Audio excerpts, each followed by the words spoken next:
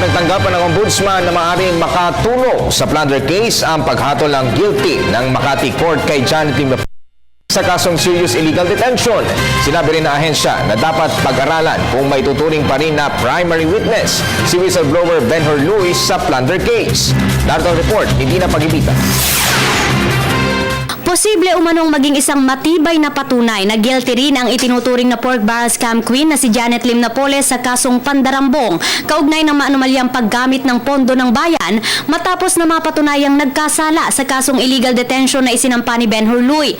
Ito ang pahayag ng Office of the Ombudsman matapos napatawan ng reclusion perpetua o 20 hanggang 40 taong pagkakakulong si Napoles ng Makati RTC Branch 150 sa pagkukulong may 3 buwan sa condominium unit nito sa Taguig City. I think that's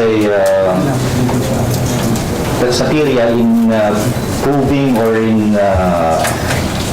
placing as established the facts leading to the expose of the PDAP scam, meaning that the expose happened because of this kidnapping case, and it would be material in the credibility of the witnesses. Kaugnay naman ang pagiging credible witness ni Luis bilang whistleblower ng PDAP scam, dapat umanong pag-aralan kung talaga bang dapat siyang ituring na primary witness o isa sa most guilty sa kaso. Sa investigasyon ng Makati RTC, nalaman ni Napoles na nagsasarili na si Luis sa pakikipagtransaksyon sa mga opisyal ng gobyerno ukol sa alokasyon ng kanilang PDAP. In the assessment of whether you are primary accused or not, we have to look at the evidence. We have to see if he is the most guilty.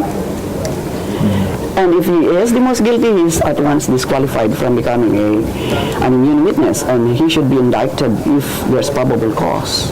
Sa ngayon, wala pa raw natatanggap na kopya ng desisyon na Makati RTC ang ombudsman. Matatanda ang taong 2013 na mabunyag ang PDAP scam kung saan kinasuhan ng plunder si Napoles at 3 pang senador na sina Senador Juan Ponce Enrile na nakahas Jinggoy Estrada at Bong Revilla Jr. na nakadetine ngayon sa Campo Crame.